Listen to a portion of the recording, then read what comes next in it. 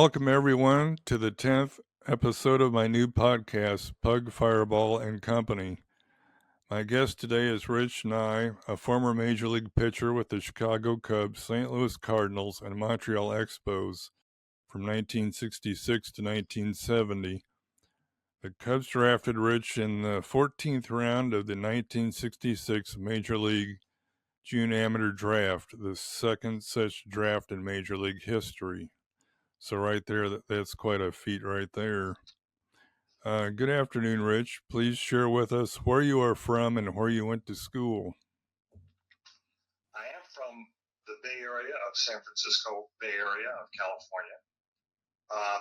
I went to school in that area at Las Lomas High School, and then enrolled in UC Berkeley in 1962 in the College of Engineering, basically.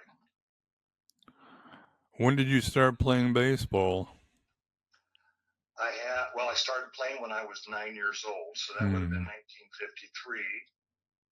And I started because I had an older brother, Robert, 2 years older, and when he got into high school, or he was going to go into high school, he was going to be a catcher. And he said, "You got to throw to me so I can practice my catching." And that's really how it started. And with my folks both working and driving us to and from games, they couldn't go to games for my brother and then separate games for me. So they asked the coach if I could join his team, which was in the 10 to 12-year-old league when I was 9. He was 11. And sit on the bench or play right field or whatever. So that's how I got my start in competitive baseball. So he was a catcher. Right. And were you easy on him, or did you try to throw real hard fastballs to him? Let's just say this. I had to focus on trying to just hit his glove. That was the glove. That was the focus, and that was it's all about hitting the target. But he would move the target around so that I would focus on moving the target and hitting the target when he moved it. So, which is not so much the way they pitch these days. The way they pitch these days is rear back and throw it as hard as you can. I still was of that thinking man's variety. I didn't have an overpowering fastball by any means, and it moved, and I tried to learn how to control it. What other sports did you play in high school, if any? Well, I played basketball until I was a junior. Well, I take it back. I played basketball for 3 years on the junior varsity, and then when I was a senior, I made the varsity. And the reason I played basketball was, again, influence from my brother, who was 6'2" at the time and taller than I was, but he was on the varsity, and he would practice with me and we'd play. So I developed a few skills. I'm left-handed, so it made it more difficult for him to teach me stuff. But into my senior year, I ended up, while I was doing practice, I was trying to dunk a volleyball, and I was able to jump fairly well at that time. And as I jumped, I'd been growing very rapidly, and I sheared the growth plate in my tibial crest, which was the attachment of your tendon, your kneecap tendon, all right, your patellar tendon. A tendon didn't break, but the bone did. And so I was out for that end of that basketball season, and that went through the baseball season as well. So I didn't get back into baseball until August of that summer. Wow. Why did you decide to attend the University of California? Well, I would say it's a long story, but I'll make it short. My best friend, when I was in grade school and actually starting when I was 5 or 6 years old, his dad had played baseball with the coach at Cal. And since we were best friends, we were both enrolled at Berkeley, and we were roommates. And what he said was, I'll talk to my dad. I'll have him talk to the coach and see if we can't get you a work scholarship. So what I got was a scholarship that paid me $2 an hour as long as I put the hours in. And that was what was going to help pay my tuition for each semester. Do you recall what the tuition cost then? I'm going to say it was less than $200 a semester, but I had to pay for the dorm. And I think the dorm was I'm going to say it was about $800 a semester. And the dorm was, you live in the dorm, you have all your meals, so it was all in, it covered everything. Yeah. So I did get a little help from my summer job, as well as from that scholarship. The summer job that I had was selling shoes, and I made $1.50 an hour, and put in about a 40 or 50 hour week as a stock boy, and I'd saved up enough money to pay for the dormitory, and that was whoops, I'm still there, and that was my first year. After my first year, I had a good freshman year, and I was a good student, so I applied for an academic athletic scholarship and was able to get the Benjamin I. Wheeler Scholarship, which covered tuition and room and board, basically. Wow. Which was really important because my folks, they sort of wanted me to go to college. I know my brother wanted me to go to college because he'd gone to college. He went to college on a basketball scholarship down at San Jose State College. And he said, just get a scholarship. And he said, it'll pay your way and you can go to school. Worked out that I was able to do that. And what did your folks do for a living?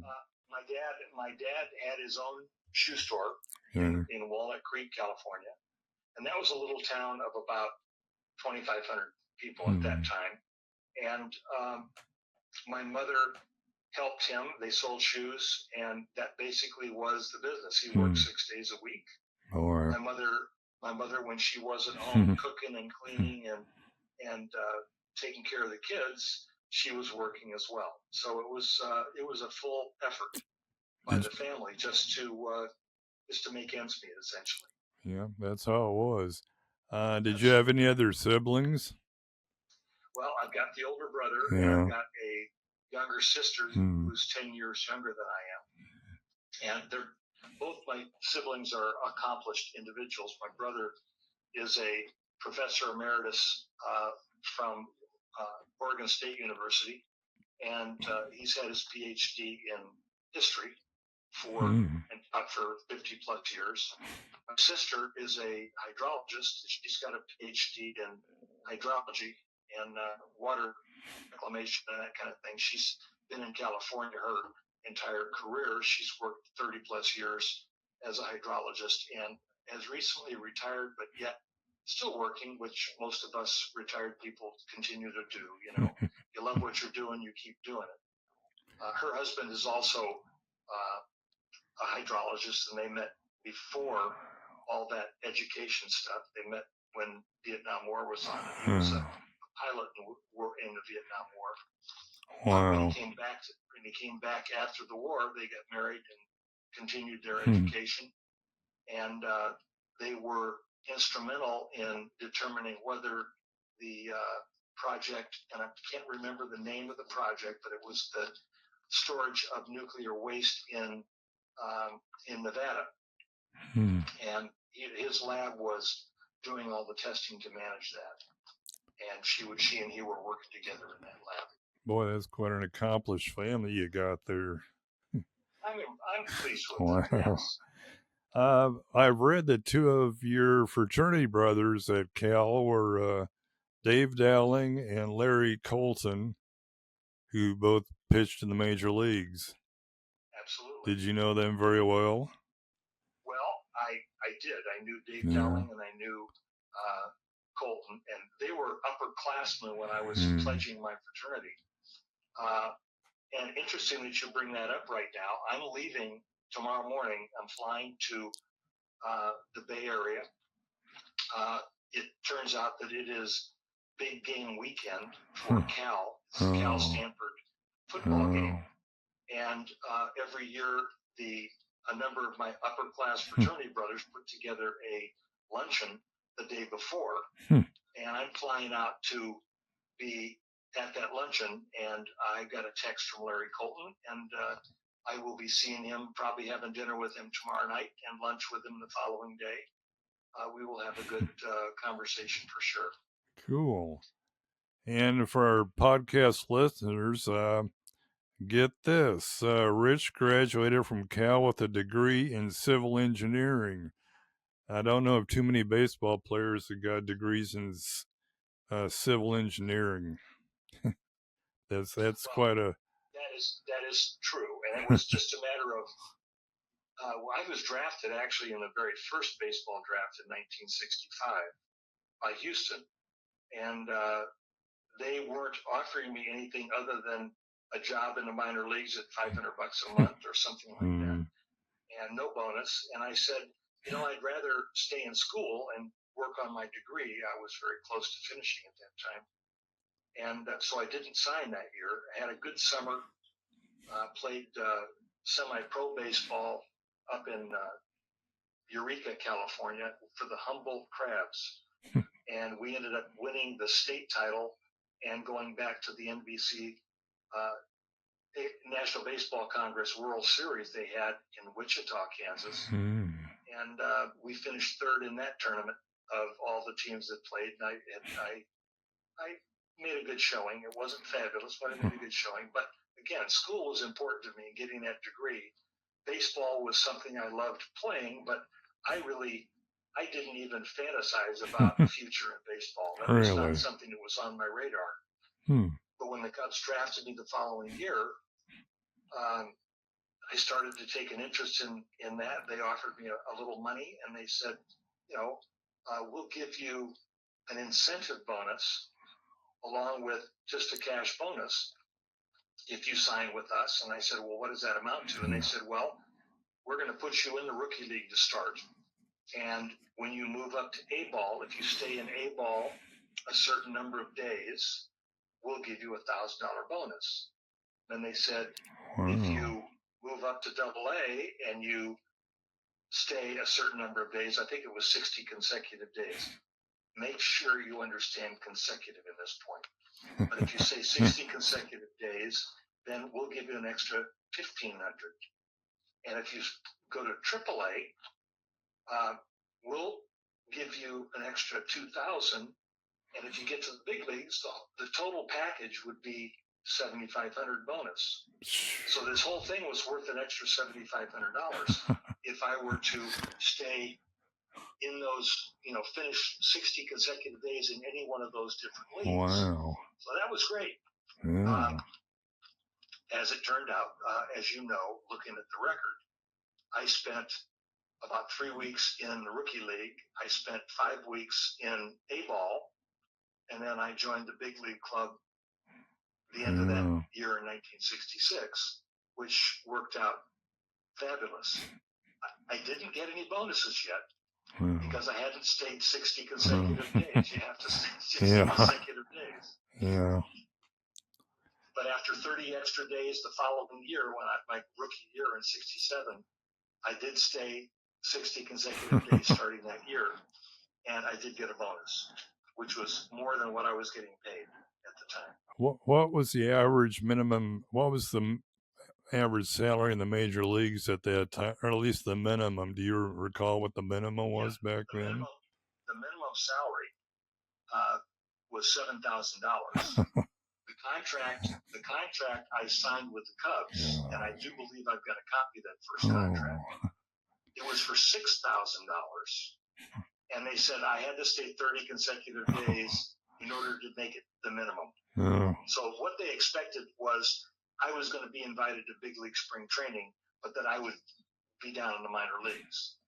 And because of the reserve clause in those days, what clubs would do is they would count the days, and on the 29th day, in my case, or in the 59th day overall for that consecutive bonus I had, they'd send you down for a week. And then they'd bring you back up. And then you'd start it all over again.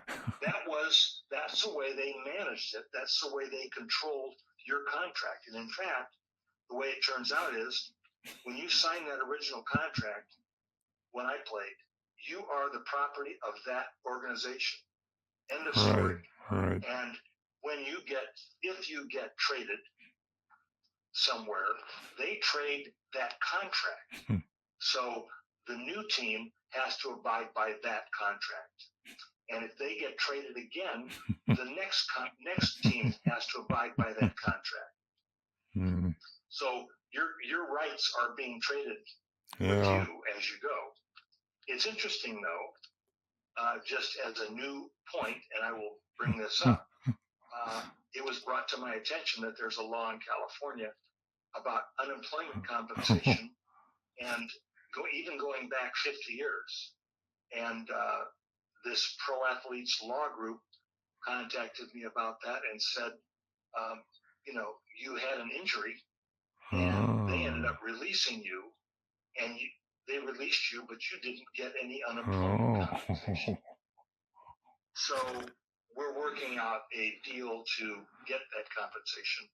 I believe I won my little lawsuit, and who knows, I could be getting a check any day.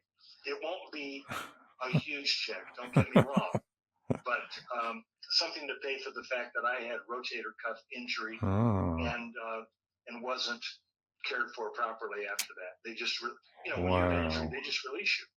There's no, you get this unemployment like you'd have in your job. Did any other teams express interest in you besides the Cubs and Houston originally?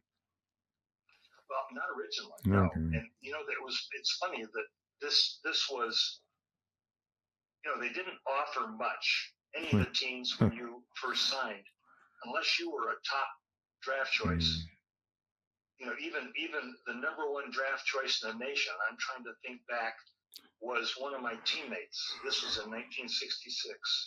One of my Berkeley teammates, his name was Bill Frost. And Bill was the number one draft choice for the San Francisco Giants. And if I'm correct, he got a $25,000 bonus to sign that contract. And just again, to add to that story, I'm going back to see Larry Colton. Turns out that Bill Frost is in a senior citizens home in San Leandro in the Bay Area, and I'm planning to spend a little time visiting him as well. Yeah, good. With his daughter. Good. So it's going to be good old times for sure. What do you remember about, you had a 17 strikeout game for Lodi against the Fresno Giants in the California League in 1966, if the records are accurate. So what do you remember about that game? Well, here's what I remember. Starting the game at game time, it was 104 degrees in Fresno. It did cool off when the sun went down, okay? I pitched a complete game, 17 strikeouts, and the highlight for me, again, pitching against the Giant minor leaguers, the highlight was striking out Bobby Bonds 4 times. Okay? Wow. Now, and this was early in my play with Lodi, California, the Lodi Crushers, they were called. This was Class A, the California League, I believe. And later that same year it was like the next time we went home, the Giants came to town. And on that team was my good buddy, Bill Frost. He was pitcher for Fresno. He was an Class A ball. And now I'm pitching in Lodi, and Lodi, the fences were not real long, and it was lit by these light posts that weren't real tall.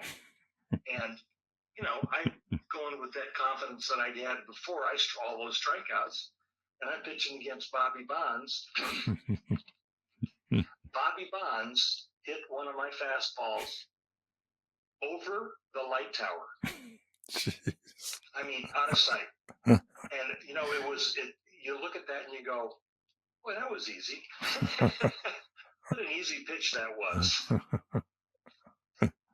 But it was actually after that, after that series when Bill Frost was in town that I had gotten a call from, or the manager of the team came up to me and told me that, you know, the Cubs want me to join them in San Francisco for the last month of the season. They were on a road trip. And I said, well, that's exciting. And I couldn't tell anybody, but of course I did tell Bill Frost. Yeah, you had quite a first season there. You were 8-4 with a 2.91 ERA and 102 innings. You struck out 133 and walked only 30, if my Baseball Reference records are accurate. Yeah, then you go up to the Cubs in September. So what was that like, getting your first taste of the major league? And you were still fairly young then. Oh, yeah. I was 20, I think 22. Yeah. Yeah. Well, you know, I joined the team in San Francisco, so we go to Candlestick Park in the summertime, and it's always cool there. But what was fun was I was able to get tickets, and of course my mom and my dad lived in the area, so I had them at the game, and I had some of my college buddies. I was able to borrow tickets from other players, and my college buddies came to the games. I didn't play, but it was just fun walking out on the field in uniform. Yeah. Well, why did they want you to come to San Francisco if you didn't get in a game? Just to experience the major league. Well, they're saving money. See, if I was in Lodi, that's only an hour and a half from San Francisco. Yeah. So if I join the team there, then I get on the team charter and fly back, so they don't have to pay extra to get me back to Chicago. And they went right back to Chicago, so I had to pack up all my gear, and so that was just a thrill without a doubt. It was just a thrill. Yeah, that was growing up in the Bay Area and watching Major League Baseball there from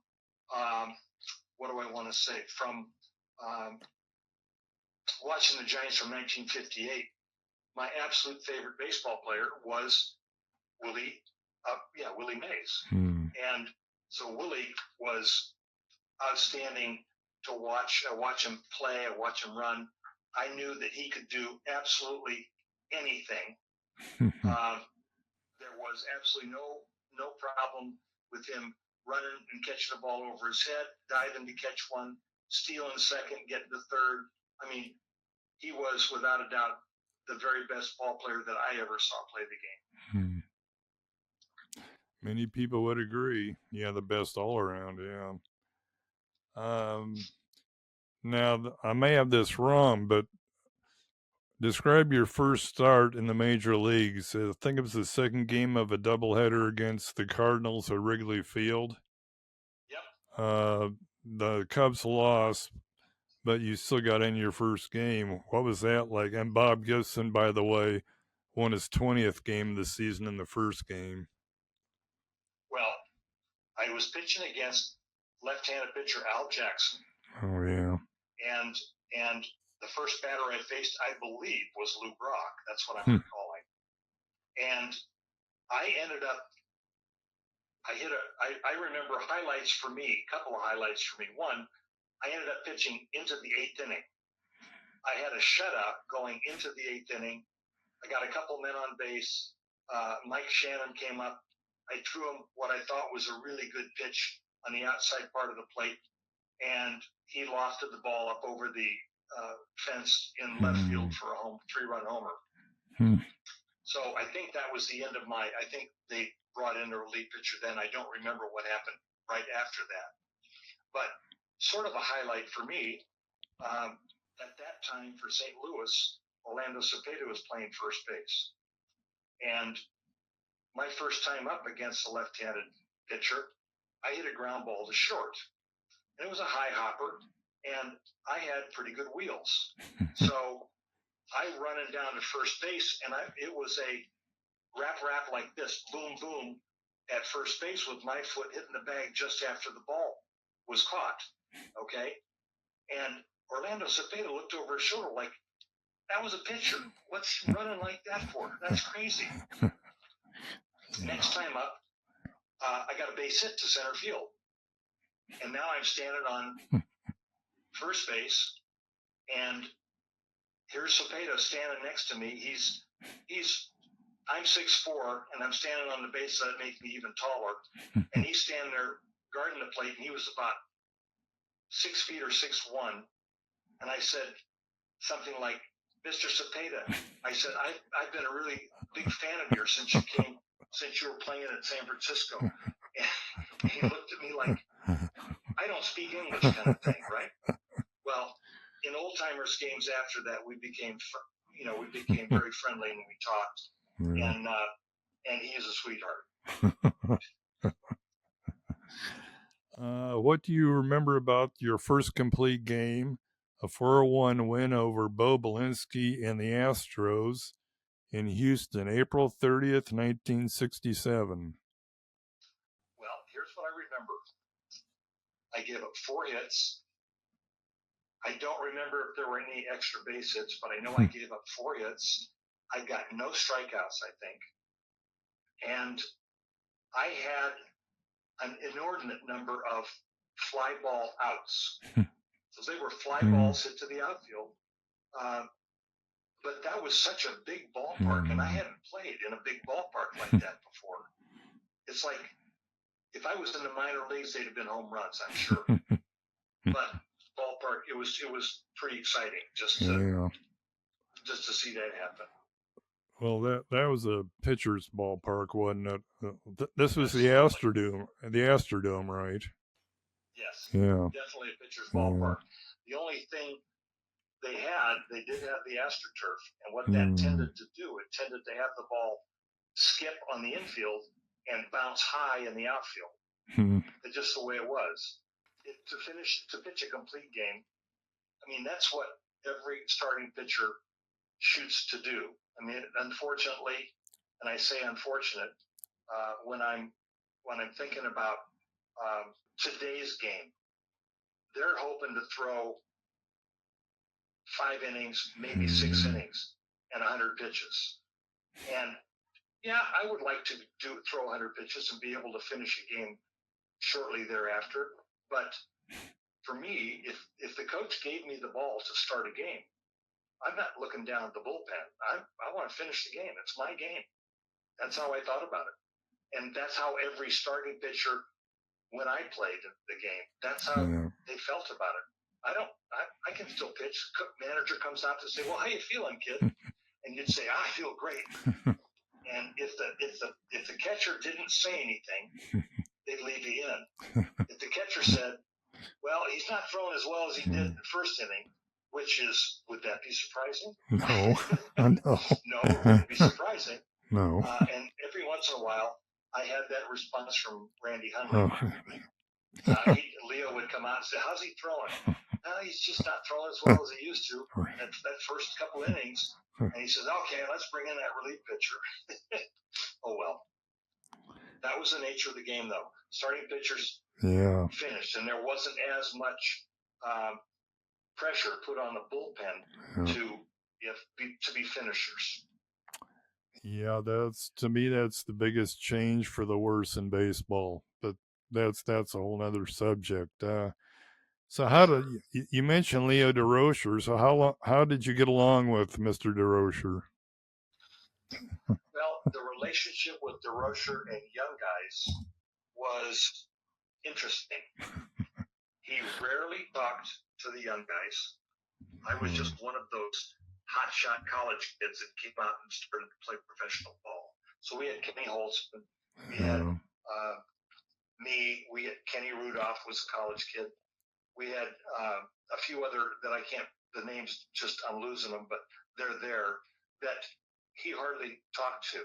If you were going to pitch that day, the pitching coach would put a ball on your chair if he knew you were starting the game, right? And if there was anything to say about how you pitched. Leo didn't come up and say, "Hey, nice job, kid. You really had a good pitching outing yesterday." What he would do is he would tend to talk to the press, and you'd read about how you did the day before.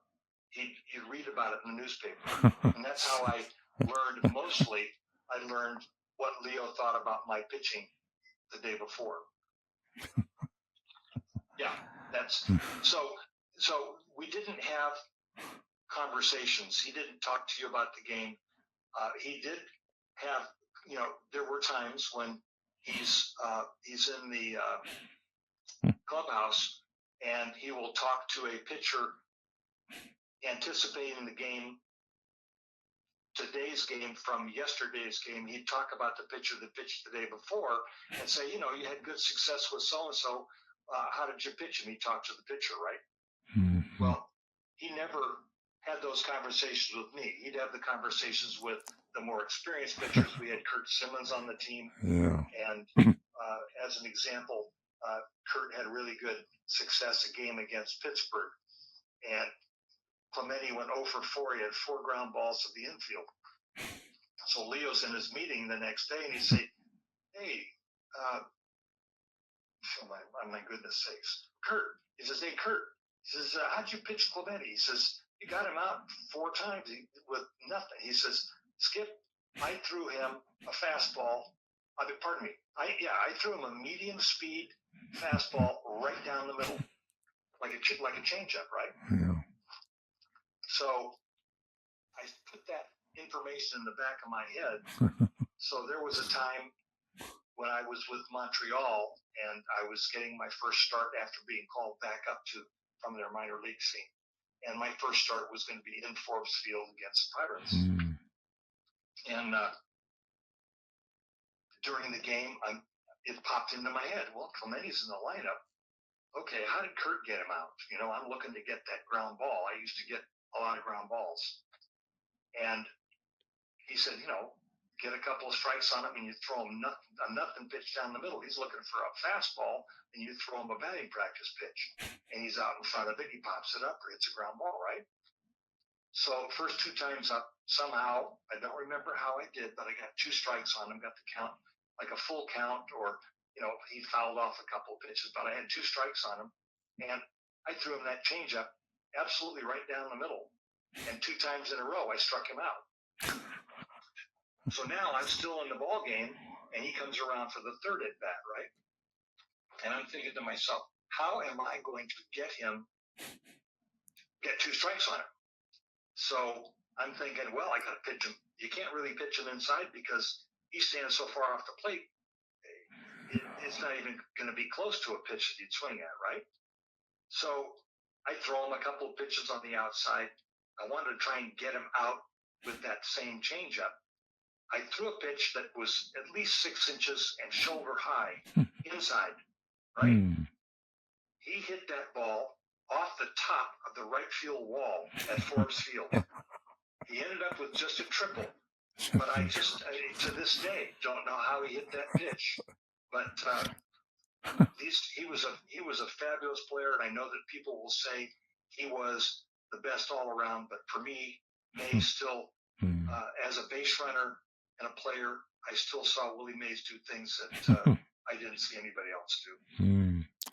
Well, DeRozier's been blamed for not using his bullpen enough, which of course included you, later on, Ted Abernathy, Hank Gary, among others. Do you think that's a valid criticism? Here's what I would say, and you're looking at not using the bullpen, but it's more about using 25 players on the team to keep them all in shape, to keep them all focused.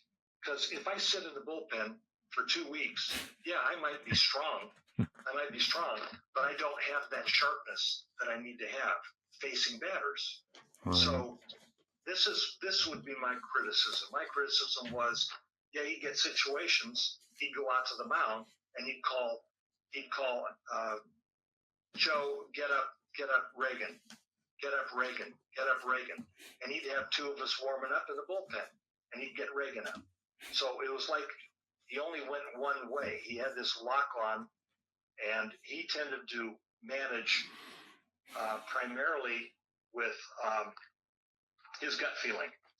You know, he wasn't like today's that's looking at all the statistics and all the, which is, it's important and it's great to know. He just managed by his gut. If he had a gut feeling that so-and-so was going to be good against that batter that's coming up, he'd put him in there. But I just don't think he used all of his utility players. He didn't give them enough activity so that when they're into pinch hit or they're into play an infield position or outfield position, run the bases, you know, they weren't sharp. Well, that's probably what led to the demise in '69, other than the fact that Mets got hot. But the Cub regulars had played pretty much the whole season, about every inning. So by September, they were shot. Well, and I do know statistically, I remember that there was somebody came up with this statistic that Don Kessinger played every inning from the first inning of the season to about 5.5 months into the season. He played every inning. So, I mean, and here's a guy that's playing shortstop and it's 94 degrees out there. And he's running, he's leading off, so you know he's always going to get 3 or 4 at-bats every game. You know, he was a step late. He was just a little bit short. He didn't have the fire on his shot, although he still was an all-star shortstop. It was that kind of a problem. Yeah. Who are your best friends on the Cubs, and do you still keep in contact with some of them today? Well, I have to say that the best friend that I had when I got to the big leagues would have been Joe Niekro. Joe Niekro passed away from a stroke when he was 61. But my best friend in baseball, going back to my first joining the Class A Lodi Crushers, was Kenny Rudolph. And I have continued to be friends with Kenny for 50, 60 years or whatever it is since 1966. 62 years, actually, isn't it? Or 50, what is it? 60, yeah. Yeah, whatever. Long time. Let's just say a long time. 58 years. That's why he recommended that I talk to you then. Yeah. Well, absolutely. Yeah. Well, the other thing is, he appreciates how I've affected his life down the road because, as you know, looking at my bio, I didn't really make engineering a career. Right. After my 4 years in baseball and then a year in the minor leagues, I realized that my passion was not in engineering, but was with animals and solving problems. So I went back to school, became a veterinarian. So Kenny and his wife Linda have had a number of dogs over the years, and when his dog has a problem, he calls me on the phone, and I give him advice. But I don't, and I tell him right off, Kenny, I don't do veterinary work with dogs or cats. I do it with exotic pets only. So exotic pets are pet birds. They could be outdoor birds. They could be, barnyard birds or parrots or parakeets. I do reptiles, all different kinds.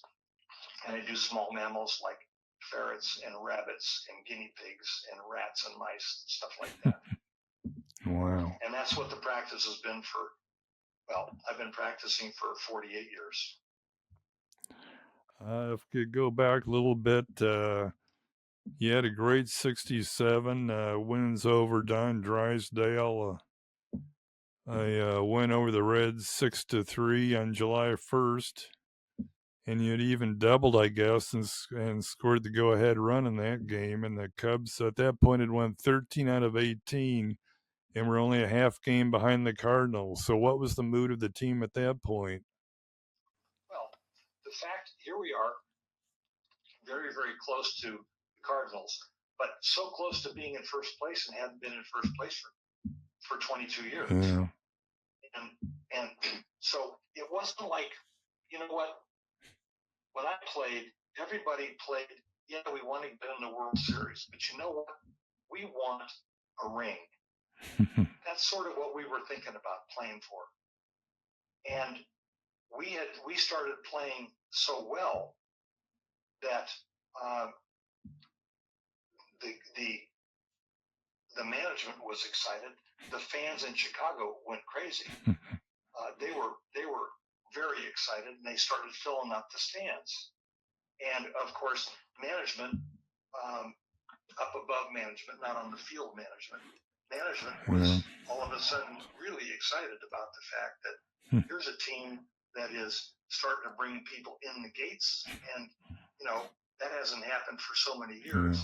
I mean, when I first joined the team, and this was in September in '66, came up the end of the season, there were games where the official attendance was just over 400. And you'd go out there, you'd take batting practices, and you'd look up in the stands, and you'd see more vendors than you'd see, and so it was really nice to see the crowd start to fill up. And in fact, they started filling up the bleachers, because the bleacher seats were like $1 or $2 or something like that. And you'd come to the ballpark at 10 o'clock in the morning, and there were, people were lined up to get into the ballpark at 10 o'clock in the morning. It was it was exciting in itself. Yeah, back then they sold game day tickets, like over 20,000 game. You could get tickets right up to the ticket office and get tickets for that day's game easily. Yeah. Well, you were named the Chicago Rookie of the Year, and you're also named the Topps All-Star Rookie team after that 67 season. So what did that mean to you? Well, of course, you take that into negotiations the next year, right? Yeah, of course. So you go into negotiations the next year, and what they're saying is, well, we gave you that bonus, and so we're going to give you a raise, but it's not going to be crazy, because although we did have more people in the stands, we still didn't get over 1 million. I don't think they drew over 1 million until '69. So yeah, there were more people coming in, but there was always that argument. Well, we got to pay for Banks and Santo and Williams. And, we don't have a lot of extra money, so we'll give you this. And of course, as a young kid, and I think the bonus they gave me, the minimum salary went up to $10,000 from $7. Yeah. So even with that raise, and they gave me a raise, I think it was in the 18,500 range, something like that. It was more about an opportunity to play baseball. Who did you negotiate with? Did you negotiate with John Holland or Mr. Wrigley himself? Oh, no. John Holland only at that time. And you realize also, when you talk about negotiating, there was a discussion between John Holland and myself. There was nobody else in the room. There was no secretary. There was no agent on my side. That wasn't something you didn't have that. Let's just say that. Right.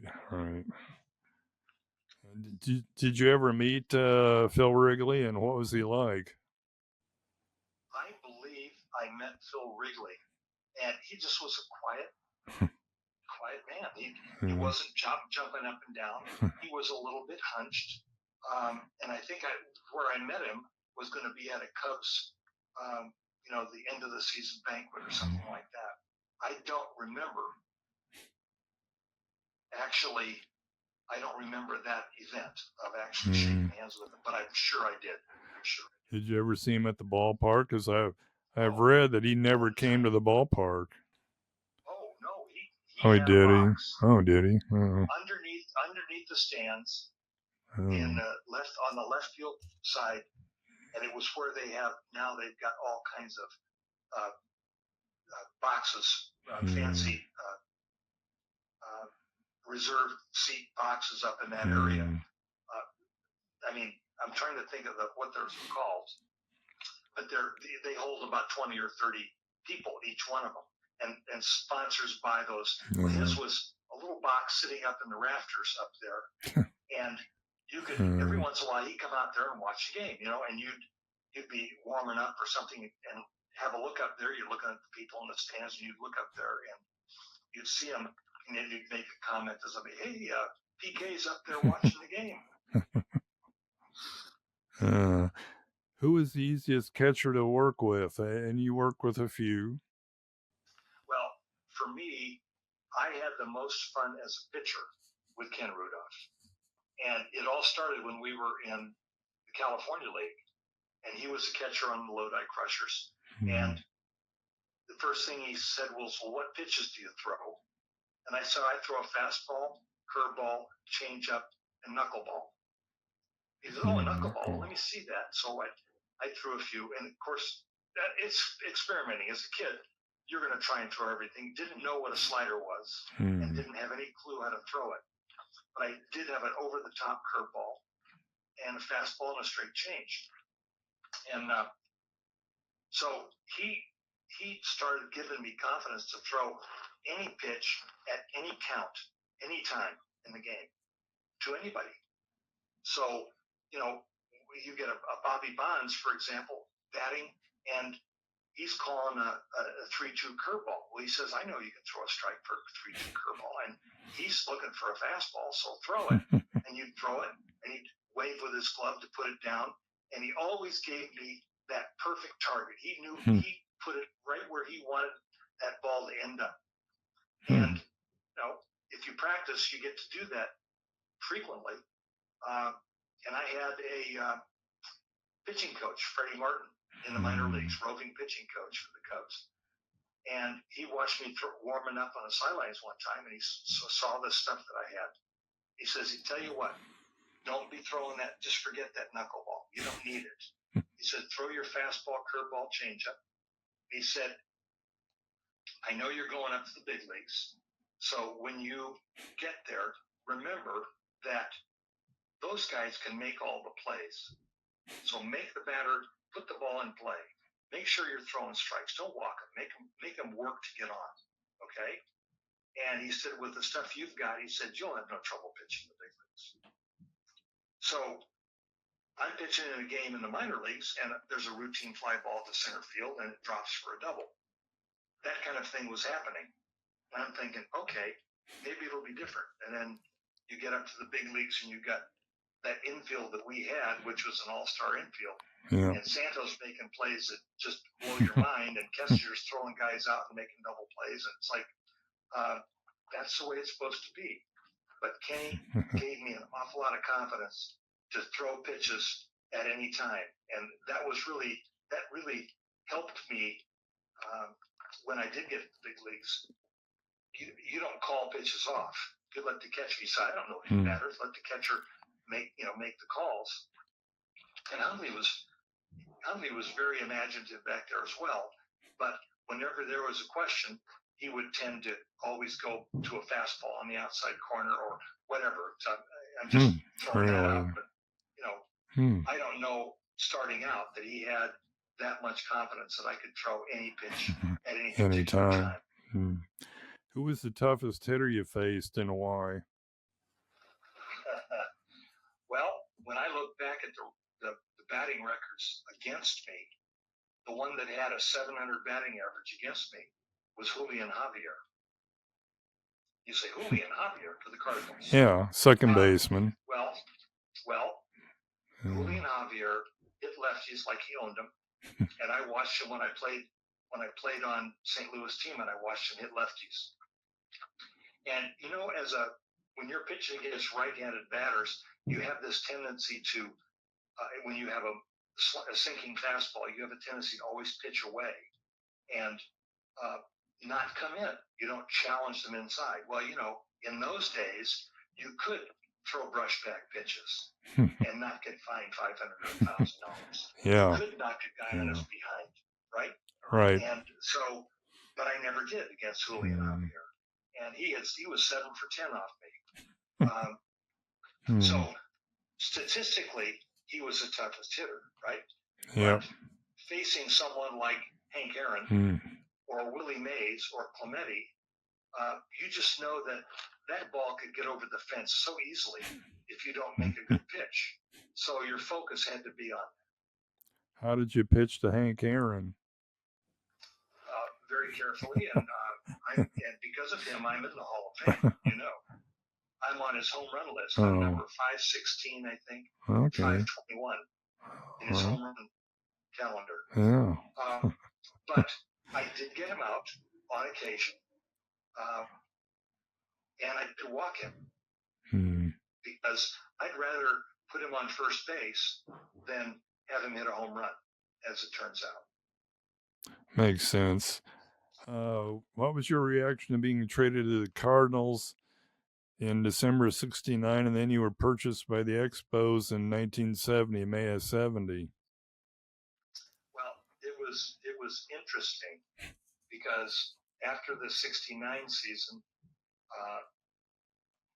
I guess it was after the '69 season, I went back down and played winter ball in Venezuela, and so I'm in Venezuela playing winter ball, and I'm doing well, and we're challenging for the league lead, and I'm pitching well. And my father-in-law calls me and says, "Hey," he says, "did you know you've been traded?" And I said, and of course, the way they call you is, I don't know how it was, long distance, and then, there was no email, there was no cell phones. Right. And I said, "Oh, really? Well, that's interesting. Who'd I get traded to?" St. Louis. Well, I'm thinking, I can't imagine St. Louis wanting me because my overall record against St. Louis was not great. I think it was like 1-8, 1 win and 8 losses against St. Louis. So I'm not sure why they wanted me to pick me up. And so when I went to spring training, they sort of, "Oh, you've been in spring training, you've been pitching, so we'll just kind of keep you on the back burner." And then Red said, "Oh, we're going to use you in the bullpen." Well, I'd been a starting pitcher all my career. Even the last part of the time with Leo, I was a spot starter, long relief. I wasn't a short relief guy. I was a long relief guy. And as it turned out with Shane Deans, he started me in the bullpen, and I wasn't as effective in the bullpen. Guys that are left-handed hitters in the major leagues, you say, "Oh, I'm going to bring in a lefty to face him." Well, he's starting every day. He's playing against left-handers, right-handers. Doesn't make any difference. You pitch a lefty against Billy Williams, he's going whoop-de-doo. Okay? Doesn't make any difference. So he'd bring me in to face guys like Roger Maris. So Roger Maris gets a home run off me. Just add me to the list. So after the first 6 weeks of the season, the team was off to a terrible start. And we had just come back from a road trip, and I had just moved my family of my wife and dog into a condo or apartment, in St. Louis. Just prior to the road trip, we come back from the road trip, and turns out that my bags weren't unpacked in my locker. And I talked to the clubhouse manager. Says, "Hey, what's going on?" He said, "Oh, Skip wants to see you." And so I walk in to see Shane Deans. He says, "Oh, we've sold your contract to Montreal. You're going to join them in Buffalo." And that would be AAA ball. Yeah. I said, "Oh, okay." And nothing more was said, right? So I go and I pack my bag was packed. So I just grabbed all my stuff and I left the ballpark. I'm done. I go home, and we had this condo, and I just picked up my portion of beer that they always gave you beer when you tickets for a case of beer, a couple of cases of beer when you were home. This is Bush, right? Right. And I had just picked up a couple of cases of beer, and so I opened the doors and invited all the people in my apartment complex to just finish the beer. I said, I've been traded. So the wife went home to Chicago, and I went to Buffalo. Oh, jeez. Yeah. So it's not a warm thing. It's sort of a cold thing. But that's the way. Again, they have complete control over your contract. And so now from St. Louis, I go to Montreal. I spend about a month in the minor leagues, and I had hurt my shoulder. But when I went to Montreal, they've got me at AAA level. I'm a starter. I'm back starting pitcher, right? And I haven't pitched I've been doing relief pitching, and I don't know how many innings I pitched with St. Louis, but not very many. And I went in and started pitching a game against Baltimore Oriole AAA. And they'd beaten us the night before 27-6 with Bobby Grich hitting 3 home runs and Don Baylor hitting 3 home runs. It was a little bandbox ballpark in Rochester. And I said, okay, so now what? Well, you're starting the next day. I go, okay, fine. Well, the warm-up mound was a rubber on the ground outside the dugout, next to the dugout, and it was flat. So that was your warm-up mound. A flat piece of rubber with a hole in front of it, right? So I'm warming up, and as I'm warming up, I felt something in my shoulder pop.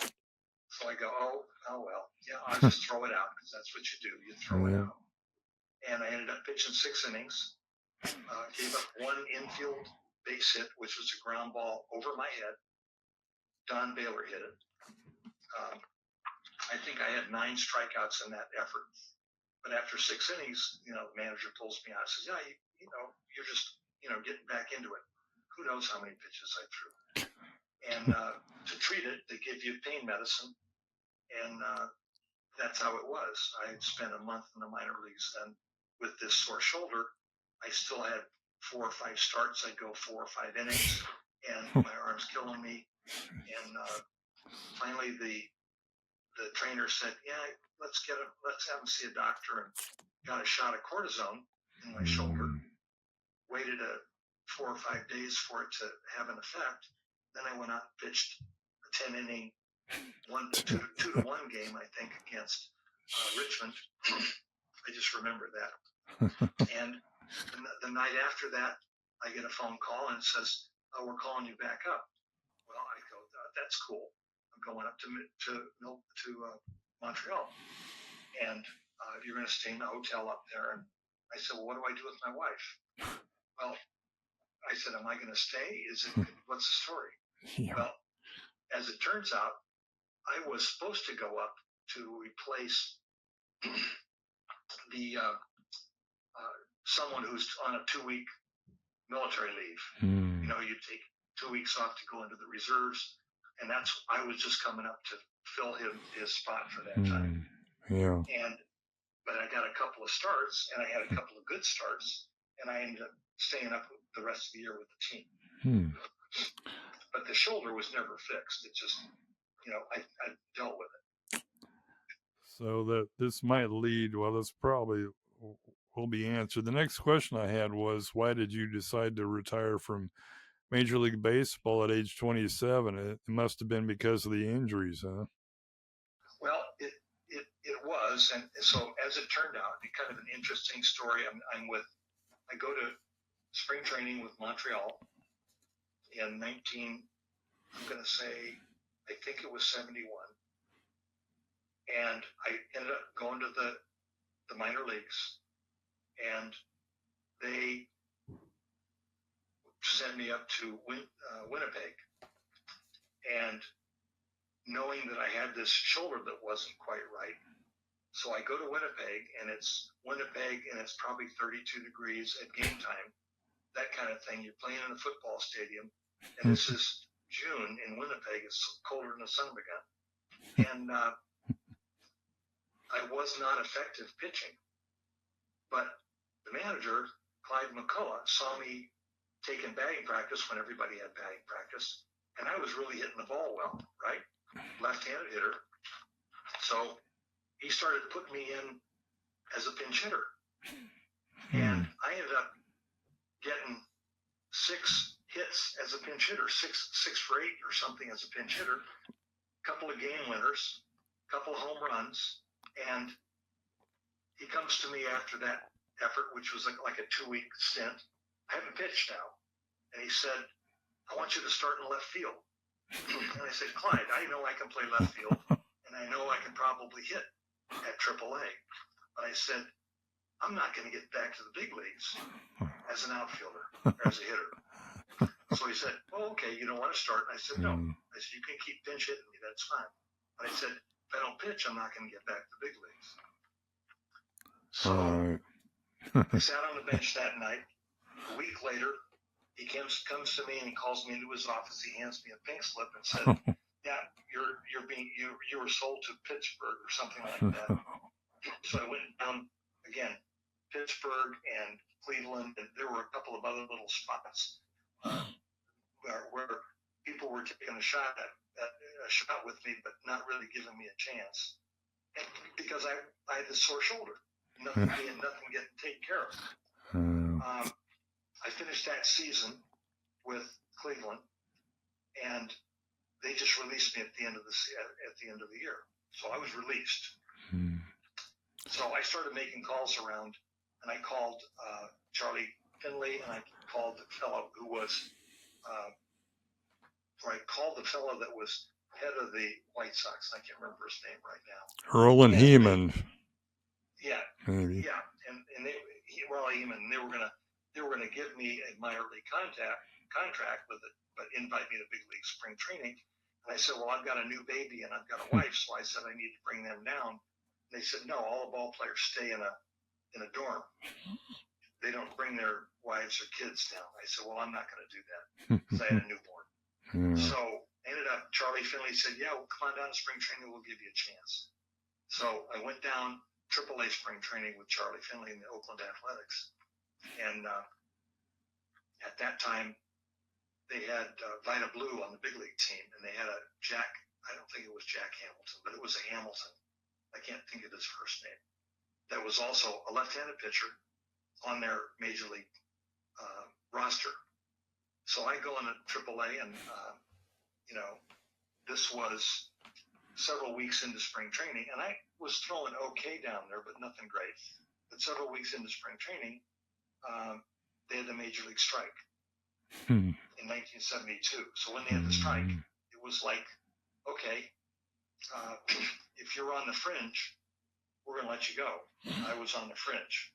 So I was with Oakland, and Oakland was in one of the areas down in around Scottsdale, but not Scottsdale.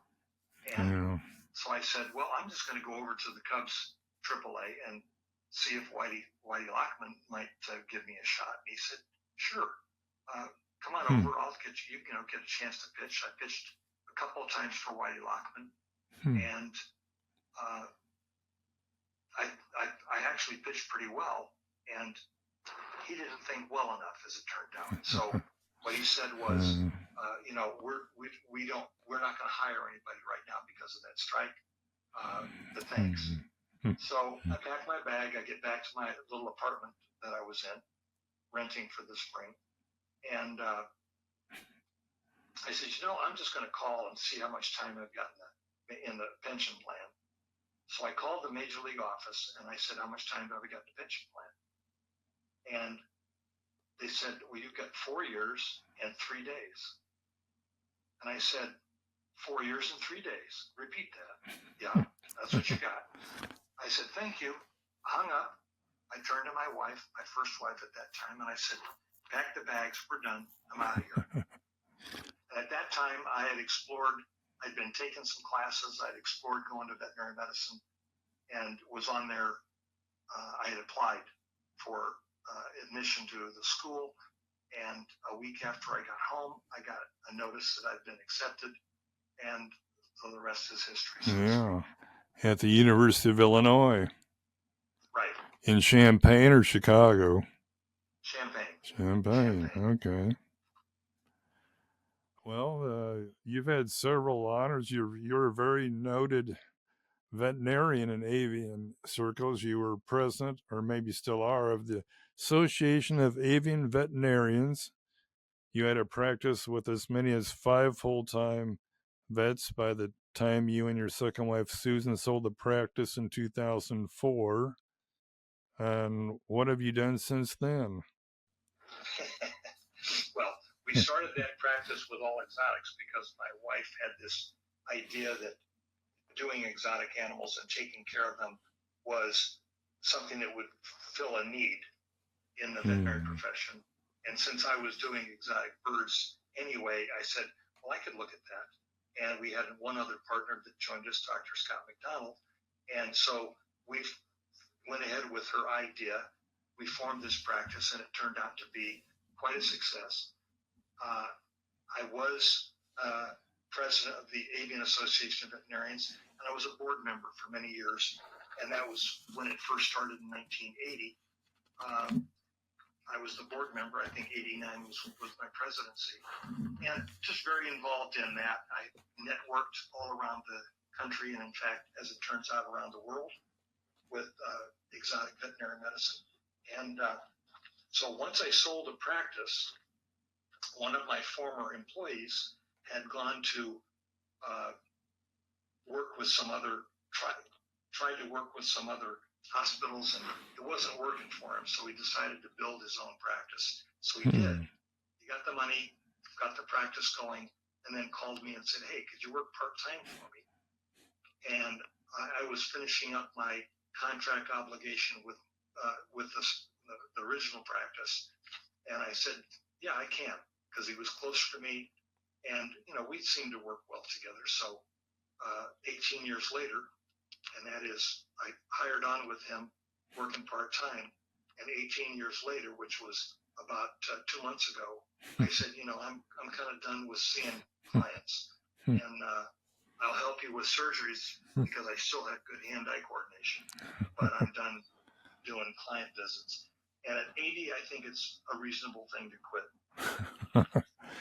You're the only baseball player I know of who became a veterinarian and specialized in avian and birds. You are correct. Quite fascinating. Well, I will say that you asked what I do with my time. Well, I did part-time veterinary medicine. That's what I was doing. About 18 years ago, not even, probably, about close to 18 years ago, I took up a skill of wood turning, which is working with a lathe and turning big chunks of wood or little chunks of wood on the lathe and making beautiful pieces of wood, like bowls and plates and boxes and you name it. And I have continued that process. I still do wood turning. It's a large part of my off time. I have a group that I'm with called the Fox Valley Gallery of Wood, and it is a corporation that specializes in making wood-turned objects. So it's utilitarian wood-turned objects and artistic wood-turned objects. So it's quite a bit of fun. And if you went on I've got an Instagram page, as does the Fox Valley Gallery of Wood. If you go on my Instagram page, as it's at LouIen14, LOOIEN14,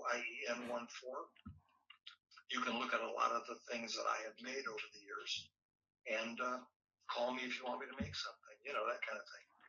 Can I find it on, do you have a website? Does the business have a website? The business has a website, but right now it's in, we've finished the season and it's in, let's say it's being redone, but if you go on Instagram, you can still see things on Instagram at Fox Valley Gallery of Wood. Okay. I'll do that. Well, this has been great. I'm really glad we overcame the technical difficulties at first. really fascinating. I really thank you for doing this, Well, Rich. it's fun talking. I love to tell stories, as you can tell. But speaking of baseball, I'll be participating in a book fair at the Plaza at 300 Walnut Street in downtown Des Moines on Saturday, December 14th. In Tandem Arts and Authors and Book Press Publishing are sponsoring the event from 11 to 6 p.m. You can find my book by going to https://pugfireballandcompany.com. And one more thing, while we're in the thick of the pro football season, let's not forget the Chicago Cubs and the Iowa Cubs. The Chicago Cubs open the 25 season March 18th at the Tokyo Dome in Japan, of all places. Wow. Against the Los Angeles Dodgers. And the Iowa Cubs open next season on Friday, March 28th at home against Omaha. And of course, with the way the weather is in the Midwest, it could have snow on the ground on March 28th. You never know. That's for sure, because we're having a little snow over the next couple of days. We're going to get a couple inches of snow. I've heard they've had snow out west. We haven't had it yet here, but you'll get it. But, it's coming in the next couple of days, I think. I'm sure we will, yeah. Okay, I'm going to stop.